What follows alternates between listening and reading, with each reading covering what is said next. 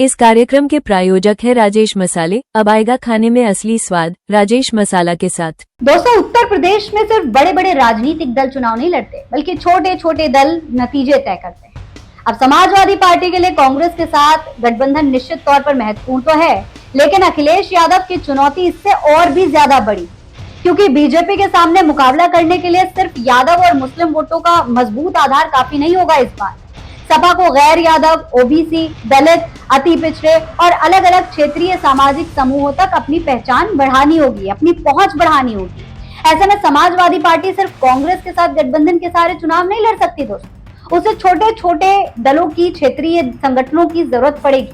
और इसीलिए इस वक्त समाजवादी पार्टी की नजर उत्तर प्रदेश के तमाम जो क्षेत्रीय दल हैं, छोटे छोटे समूह हैं, उन पर पहुंच बनाने की है। अखिलेश यादव लगातार ऐसे संगठनों को अपने साथ जोड़ने की कोशिश कर रहे हैं। तो आखिर वो कौन से तमाम दल हैं जिन पर इस वक्त अखिलेश यादव की नजर है, और उनमें क्या खासियत है जिसकी वजह से अखिलेश यादव उन्हें अपने साथ जोड़ना चाहते हैं? इन तमाम बातों पर आज की इस वीडियो में हम चर्चा करने वाले हैं, इसलिए वीडियो को पूरा जरूर देखिएगा।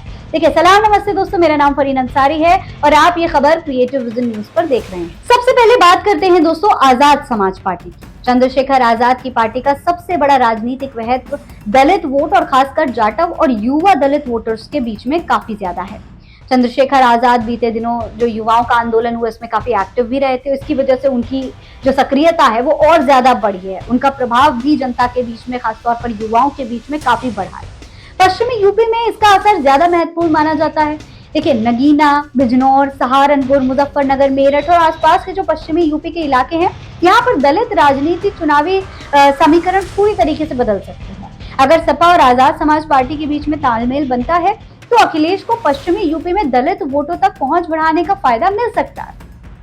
लेकिन चंद्रशेखर आजाद की अपनी स्वतंत्र राजनीतिक पहचान है, इसीलिए सीटों और राजनीतिक हिस्सेदारी को लेकर समझौता अखिलेश यादव के लिए फिलहाल आसान नहीं होगा। अब बात करते हैं महान दल की। देखिए, महान दल का राजनीतिक आधार मुख्य रूप से मौर्य, कुशवाहा, शाक्य और सैनी जैसे पिछड़े वर्गों के बीच में माना जाता है। इसका प्रभाव खास तौर पर पश्चिमी यूपी और मध्य यूपी के बीच कुछ हिस्सों में दिखाई देता है।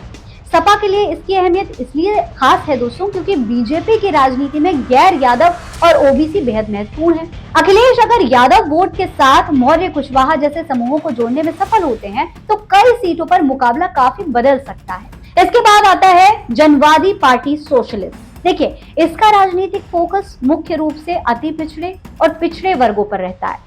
पूर्वांचल में इसकी उपयोगिता ज्यादा हो सकती है, खासकर आजमगढ़, मऊ, गाजीपुर, वाराणसी, चंदौली और आसपास के इलाकों में।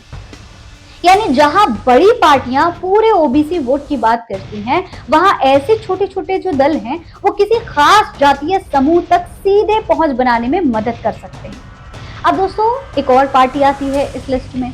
उस पार्टी का नाम है पीस पार्टी। इसका असर मुख्य रूप से पूर्वांचल के मुस्लिम और पिछड़े मतदाताओं में कुछ हिस्सों में नजर आता है। संत कबीर नगर, सिद्धार्थ नगर, बस्ती, गोरखपुर मंडल और आसपास के इलाकों में इसकी राजनीतिक मौजूदगी को देखा गया है। हालांकि आज पीस पार्टी का चुनावी प्रभाव पहले की तुलना में काफी सीमित है, लेकिन कुछ सीटों पर मुस्लिम वोटों के बिखराव को रोकने के लिहाज से इसकी उपयोगिता हो सकती है। अब बात करते हैं राष्ट्रीय शोषित समाज पार्टी की। देखिए, इस तरीके के छोटे सामाजिक न्याय आधारित दलों का राज्य व्यापी प्रभाव भले ही सीमित हो, लेकिन इसका फोकस दलित, पिछड़े और वंचित वर्गों पर है। सपा के लिए इसका महत्व सीटों से ज्यादा स्थानीय सामाजिक नेटवर्क के कारण हो सकता है।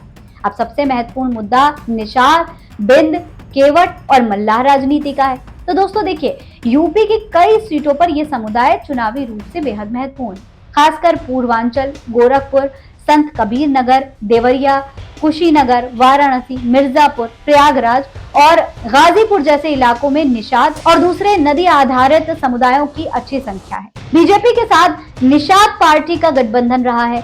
ऐसे में अखिलेश यादव की चुनौती सिर्फ किसी एक बड़े निषाद नेता को साथ लाने की नहीं है, बल्कि निषाद, बिंद, केवट और मल्लाह समुदाय के स्थानीय नेताओं और संगठनों तक पहुंच बनाने की भी होगी, क्योंकि यूपी की कई विधानसभा सीटों पर 10-20 हजार वोट का सामाजिक समूह भी नतीजा बदल सकता है। इसके अलावा अखिलेश की नजर राजभर राजनीति पर भी है। जी हाँ, राजभर समुदाय का सबसे बड़ा राजनीतिक प्रभाव पूर्वांचल में है, चाहे वो वाराणसी हो, गाजीपुर हो, मऊ हो, आजमगढ़ हो, जौनपुर, चंदौली, बलिया और आसपास के तमाम क्षेत्रों में राजभर वोट कई सीटों पर महत्वपूर्ण भूमिका निभा सकता है।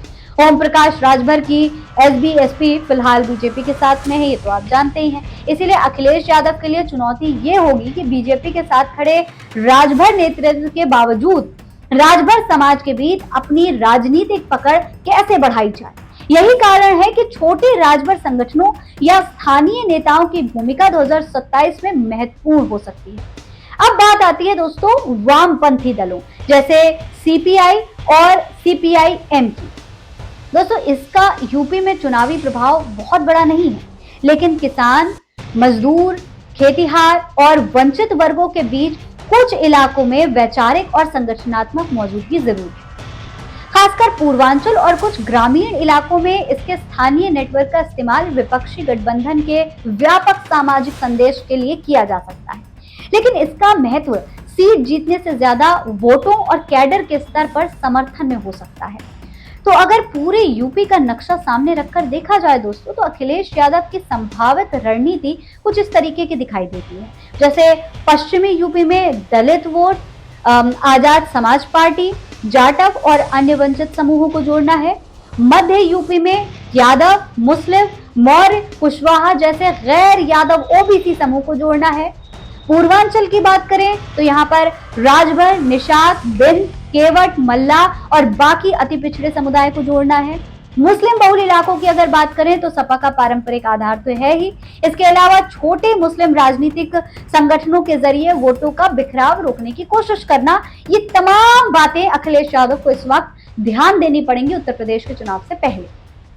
यानी दोस्तों अखिलेश यादव की चुनौती ये है कि 2027 में सिर्फ अपना वोट बैंक नहीं बचाना है, जो अपने पारंपरिक वोट है उसको तो बचाना है ही, बल्कि बीजेपी के सामाजिक गठबंधन में छोटे छोटे सेंध भी लगानी है।